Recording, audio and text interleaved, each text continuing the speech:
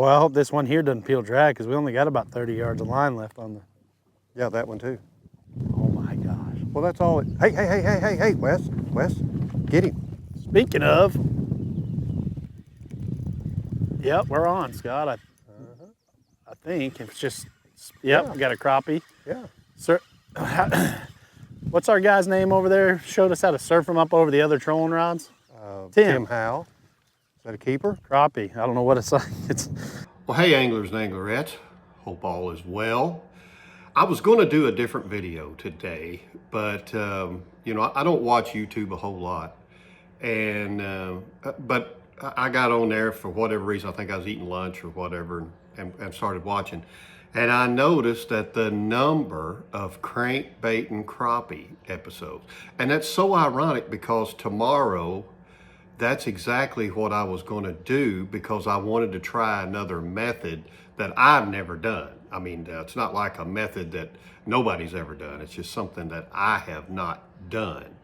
So I thought today, why don't we just talk about pulling cranks, and not from an expert like a lot of them probably are that do this year in, year out, whatever else. Maybe from the perspective of a guy similar to you guys that may not do it that much, this may make sense, or it may just, you tell me go jump in a lake, I'm gonna go watch Mike Baker. Okay, here we go. The setup, normally when I would do pulling cranks, in fact, I just did one a couple, 3 weeks ago or whatever, I've always just used one pole. And I know that sounds so primitive today, but I would just use one pole. And I think I had a 7/6 and an 8-foot ACC spinning.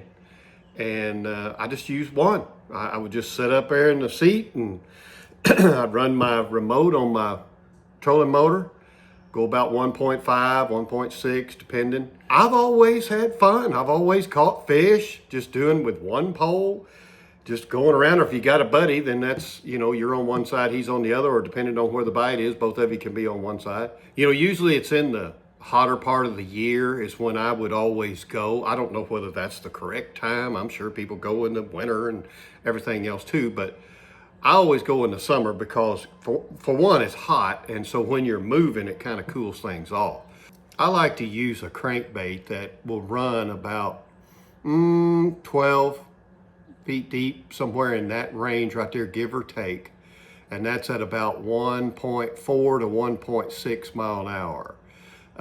The way I check a lot of crankbaits to see how deep they'll go, now that we've got the box, I just throw it out there and reel it and see how deep I can get it. So that's usually a good indicator on how deep one of these can go. Another thing is what I was going to do tomorrow is I'm going to use rod holders. Now, I've used rod holders in the past, but not by myself. You know, one being, I think the last time I did this was with my buddy Tim Howe down there in Mississippi. And I think I may even shot an episode last year with Wes. I mean, normally if you're doing this, Running 4 wide. I mean, even if we were just both holding one, We'd have one. yeah. The rod holders we used were these little Scotties. Now you see these right here? These work if you have a track in your boat for rod holders. That's what these are for. These plates will fit in there, and then this rod holder goes in here. And of course you can adjust this to whatever angle that you want. But the way I'm gonna go is, I'm sorry, I've got this in pieces. This is a fixed mount.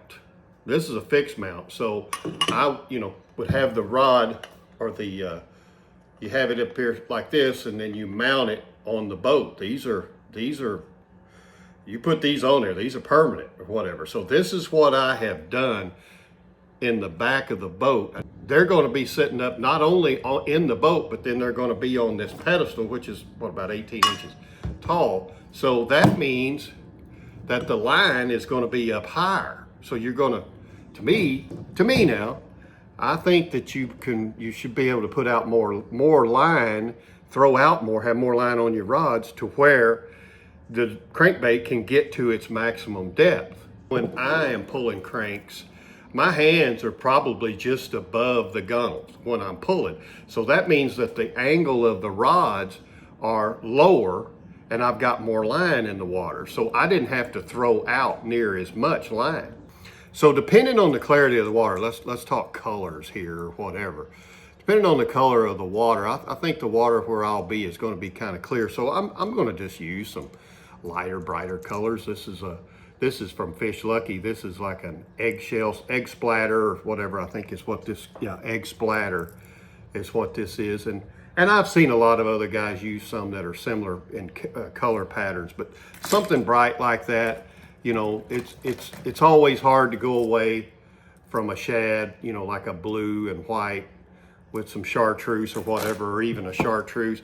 Those are my really white chartreuse, whites and blues. Those are always my go-to, and they always seem to work. You guys that don't have the box, I mean, this is an excellent way to catch a mess of crappie. You could cover a lot of water. You can stay moving, so that's a nice breeze in this heat.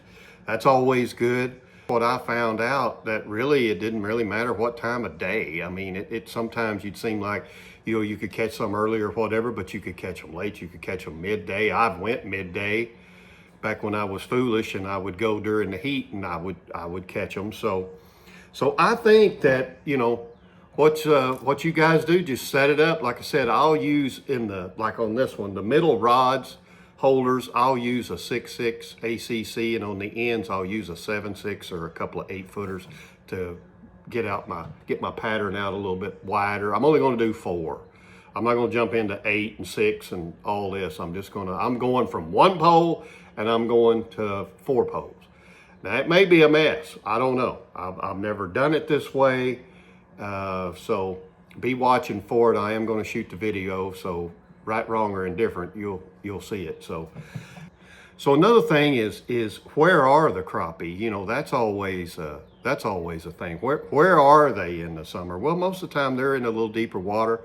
The lakes around here, some of the deeper water lakes that we have, a lot of them are suspended around bluffs and stuff. So bluffs are easy to find.